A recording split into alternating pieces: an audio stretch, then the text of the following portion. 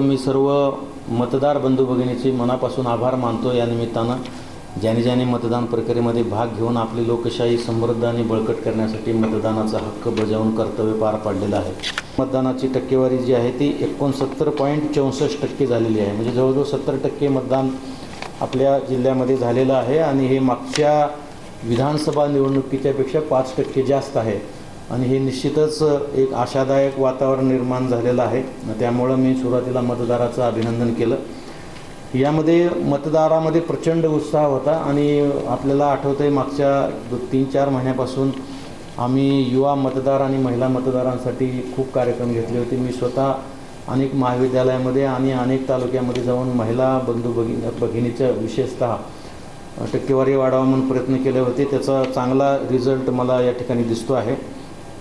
तुम्हाला जर आकडेवारी सांगायचं म्हणलं तर 2019ला ज्या विधानसभा झाल्या होत्या त्यामध्ये पुरुषाचं प्रमाण मतदानाचं 68% होतं, यावेळेस ते 70% झालं आहे।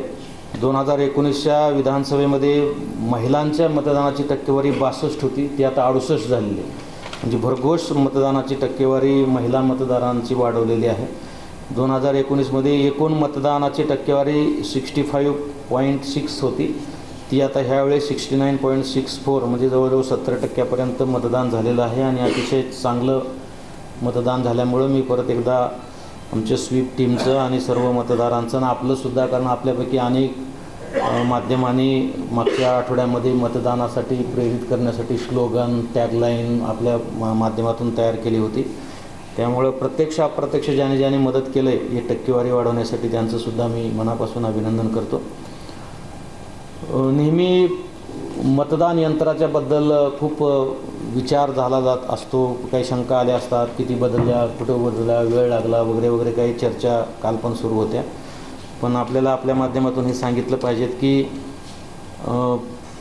जे मॉकपोल होतं सुरुवातीला सकाळी त्यावेळेस आपल्या जिल्हाभरामध्ये म्हणजे 9च्या 9 विधानसभा मतदारसंघामध्ये 30 बॅलेट युनिट बदलावं लागले होते, 17 कंट्रोल युनिट बदलावं लागले होते आणि व्हीव्हीपॅट 31 बदलावं लागले होते। परंतु एकदा मॉकपोल होऊन सगळं all is okay, all is well असं निदर्शनास आल्यानंतर जेव्हा मतदानाच्या प्रक्रियेला सुरू झाले तर मतदान प्रक्रिया चालू असताना मध्यंतरी जे काही डिफेक्ट झाल्या मशीन त्या बॅलेट युनिट 6 बदलावं लागले, कंट्रोल युनिट 3 बदलावं लागले आणि व्हीव्हीपॅट 14 बदलावं लागले। ही मतदान प्रक्रिया सुरू झाल्यावर म्हणजे पूर्ण जिल्हाभरामध्ये म्हणजे 3273 मतदान केंद्रापैकी फक्त आपल्याला बॅलेट युनिट 6, कंट्रोल युनिट 3 आणि व्हीव्हीपॅट 14 ह्याचं प्रमाण जर बघितलं तर बॅलेट युनिट बदलायचं प्रमाण हे 0.10% आहे, कंट्रोल युनिट बदलायचं प्रमाण हे 0.09 आहे आणि व्हीव्हीपॅट बदलायचं 0.43 आहे। म्हणजे इतकं म्हणजे 1 पॉईंटसुद्धा बदलावं लागलं नाही, फ्रॅक्शनमध्ये मशीन आहेत। याचा अर्थ मशीनची कार्यक्षमता आणि आमच्या अधिकारी कर्मचाऱ्यांचं जे प्रशिक्षण आम्ही वेगवेगळ्या माध्यमातून घेतलं होतं त्यामुळं आपल्याला या ठिकाणी कुठं मोठं काम ह्याच्यामध्ये करावं लागलं नाही आहे। ग्रामीण भागामध्ये 5 गुन्हे दाखल केलेले आहेत आणि शहरी भागामध्ये CP साहेबाच्या एरियामध्ये 6 असे आपण 11 गुन्हे दाखल केलेले आहेत। आता वेध लागले सर्वांना काउंटिंगच्या अनुषंगानं। काउंटिंगची पूर्वतयारी आमची सुरू झालेली आहे। आज निवडणूक निरीक्षक यांच्या उपस्थितीमध्ये आपण काउंटिंग स्टाफचं रँडमायझेशन केलेलं आहे। दुसरं रँडमायझेशन ज्याच्यामध्ये म्हणतो आपण, त्या रँडमायझेशनमध्ये आता कुठला कर्मचारी हा कुठल्या विधानसभेच्या काउंटिंगला जाईल याची आज निश्चिती ऑब्झर्व्हरच्या उपस्थितीमध्ये झाली। ती यादी आम्ही ROना पाठवून देतो आहे। उद्या पूर्ण विधानसभा मतदारसंघात 9च्या 9 विधानसभा मतदारसंघात सकाळी 11 वाजता या काउंटिंगचं प्रशिक्षण होणार आहे आणि त्याचं आम्ही इथूनसुद्धा मॉनिटरिंगसुद्धा मी स्वतः आणि आमचे डेप्युटी DO त्यांचं इथूनसुद्धा ट्रेनिंग घेणार आहोत। यासाठी जिल्हाभरामध्ये इलेक्ट्रॉनिक वोटिंग मशीनच्या मोजणीसाठी 126 टेबल आपण लावलेले आहेत, पोस्टल बॅलेट पेपरच्या मोजणीसाठी 70 टेबल लावलेले आहेत आणि ETPBSच्या मोजणीसाठी 12 टेबल्स, असे एकूण 208 टेबल्स पूर्ण 9 विधानसभा मतदारसंघामध्ये लावलेत। यासाठी 852 काउंटिंग स्टाफ आपण डिप्लॉय केलेला आहे।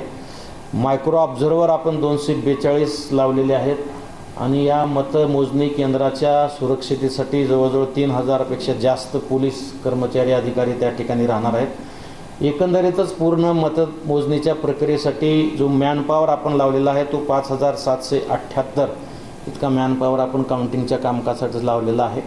उद्या प्रशिक्षण होईल आणि परवा दिवशी 23 तारखेला सकाळी 8 वाजता मतमोजणीला त्या विधानसभेच्या मुख्यालयामध्ये मतमोजणीला प्रारंभ होईल.